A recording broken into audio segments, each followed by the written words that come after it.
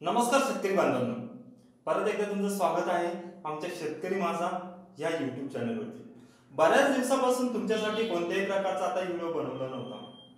आज या वर्षाच्या किंवा या सीझनच्या नव्या सुरुवातीला म्हणून मी आज तुमच्यासाठी आता ज्या तुम्ही काही वेगवेगळ्या बागा ज्या रिकट घेतल्या आहेत या संदर्भात मी तुम्हाला या व्हिडिओमध्ये माहिती देणार आहे.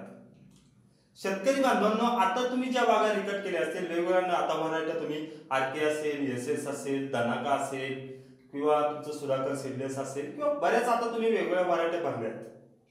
या भरलेले तुमचे रिकट आता व्यवस्थित रिकट घेतल्यानंतर एक सक्सेसफुल तुमचा प्लॉट तयार व्हावा, पहिल्या वर्षी चांगल्या पद्धतीचं उत्पादन तुम्हाला मिळावं, या संदर्भात या व्हिडिओमध्ये मी तुम्हाला काही टिप्स देणार आहे. तर चला सुरू करूया.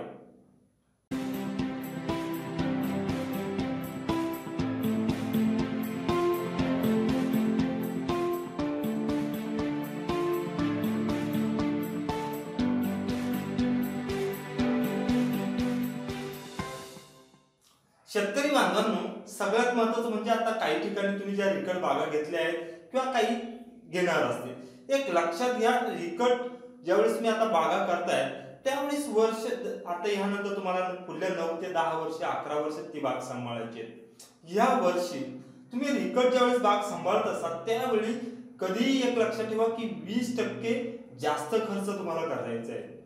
आता हा 20% खर्च जास्त कशाच्या बाबतीत करायचा आहे, तो तुमच्या शेणखताच्या बाबतीत असेल, व्यवस्थित तुमच्या बोधाच्या बाबतीत असेल. हा जर तुम्ही बऱ्याच शेतकऱ्यांकडून काय होतं की रिकट ज्यावेळेस केलं जातं त्यावेळेस खर्च फार कमी प्रमाणात केला जातो किंवा मेहनत फार कमी घेतली जाते. जर हा पहिल्या वर्षाचं जर तुम्ही रिकट आता सांभाळणार असाल, सगळ्यात महत्वाचं म्हणजे तुमच्या द्राक्षवेलीचं बूड पहिल्याच वर्षी खूप चांगल्या पद्धतीचं सशक्त तुम्हाला बनवून घेता आलं पाहिजे. दुसरं, तुमचं ओलांड्याचं स्ट्रक्चर तुम्हाला व्यवस्थित प्रॉपर बनवता आलं पाहिजे. बऱ्याच शेतकऱ्यांच्या आता जर तुम्ही ज्यांच्या बागा 7, 8, 9 वर्षाच्या आहेत त्यांच्या बागा बघितल्यानंतर बऱ्याच शेतकऱ्यांचं आता उत्पादन घेताना त्याचं ओलांड्याचं जे स्ट्रक्चर असतं ते बऱ्याच वेळा चुकलेलं असतं. त्याच्यामुळे बऱ्याचशा अडचणी काही शेतकऱ्यांना फेस करता येत असतात. या रिकट केल्यानंतर जे काही व्यवस्थापन तुम्ही आता गेल्या 2 ते 3 महिने 4 महिने करणार आहेत, हे पुढल्या तुमच्या 10 ते 11 वर्षाचा तुमच्या द्राक्ष प्लॉटचा हा पाया ठरणार आहे.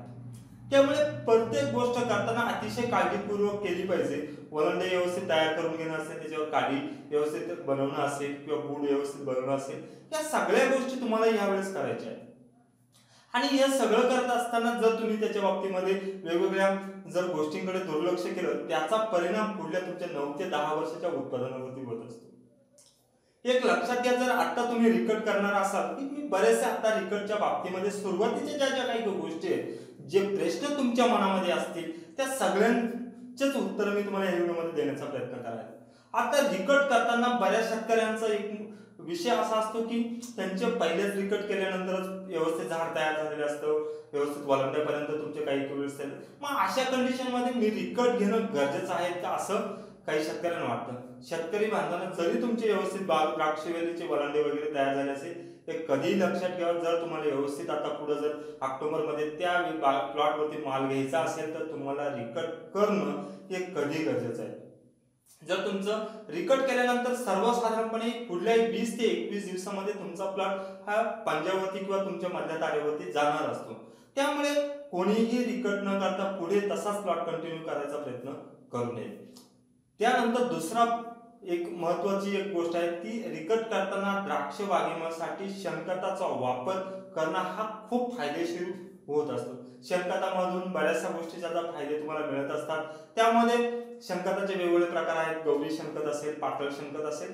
शक्यतो तुम्ही रिकट करताना थोडंसं ओलं, खूप जास्त पातळ नाही, थोडंसं ओलं अर्धवट कुजलेलं असं शेणखताचा जर वापर केला त्याचा खूप चांगला फायदा होऊ शकतो. आता त्यानंतर तिसरा जो प्रश्न आहे, आता बऱ्याच वेळा सोशल मीडियावरती आता एक पोस्ट व्हायरल झाली की जे आपले बेसल डोस वगैरे असतात तो द्राक्षवेलीसाठी प्लॉटसाठी चुकीचे आहेत वगैरे सगळ्या.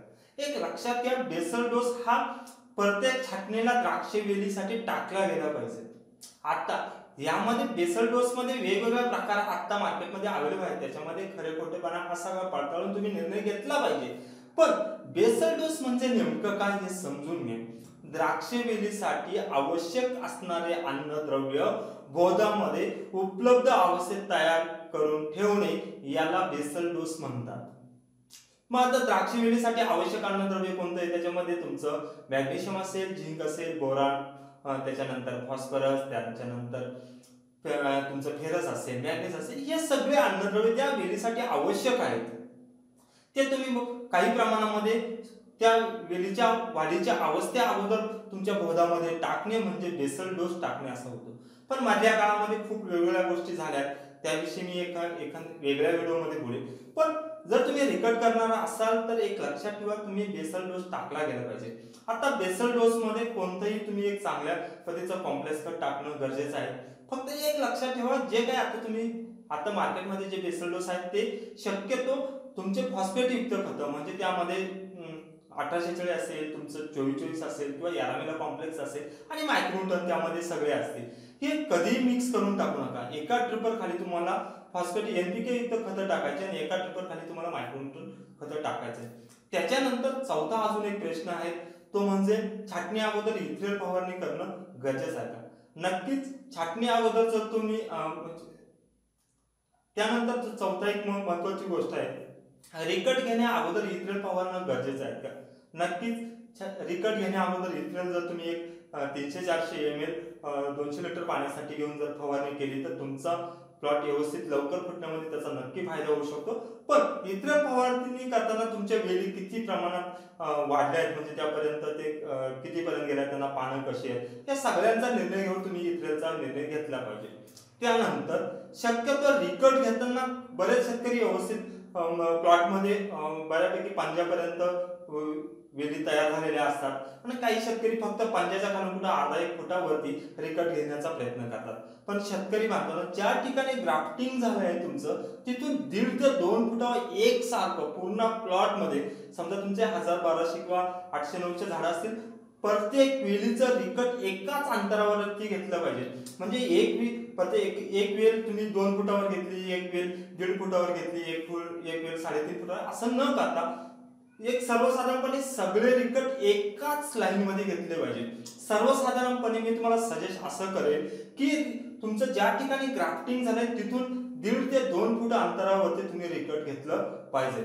आता रिकट घेतल्यानंतर शक्यतो सगळ्यात महत्वाचं म्हणजे तुमच्या प्लॉट मध्ये अजून मला एक गोष्ट निदर्शनास आणून द्यायची, आता जोपर्यंत तुमचे ओलांडे तयार होत नाही, तुमच्या व्यवस्थित काड्या तयार होत नाही, तुम्हाला कोणत्याही प्रकारचं तण तुमच्या प्लॉटमध्ये वाढू द्यायचं नाहीये. आणि एक लक्षात ठेवा, तण वाढू द्यायचं नाही म्हणजे बरेचसे शेतकरी ग्लायसोफॉस्फेटचा विचार करतील तण वाढू देण्यासाठी. शक्यतो 1 वर्षापर्यंत तुम्ही रिकट घेतल्यानंतर 1 वर्षापर्यंत तुम्ही प्लॉटमध्ये तणनाशकाचा वापर करू नये, असं माझं तुम्हाला एक प्रामाणिक सजेशन राहील. या तणनाशकाचे वेगवेगळे परिणाम आपल्या प्लॉटवरती होत असतात, त्या संदर्भात मी माझ्या काही व्हिडिओमध्ये बोललोय. गरज वाटते तर परत त्यावरती एखादा व्हिडिओ बनवेल. पण रिकट केल्यानंतर पुढल्या 1 वर्षामध्ये तुम्ही तण जे असेल तुम्ही लेबर करून काढू शकता किंवा तुमच्याकडे आता बऱ्याच वेळा की आता काही यंत्र उपलब्ध आहेत त्यात करू शकता. पण प्लॉटमध्ये जोपर्यंत तुमचा प्लॉट व्यवस्थित तयार होत नाही, प्लॉटमध्ये कोणत्याही प्रकारचं तण तुम्हाला वाढू द्यायचं नाहीये. त्यानंतर बऱ्याच वेळा आता एक 5वा प्रश्न आहे तुमचा म्हणजे पेस्ट.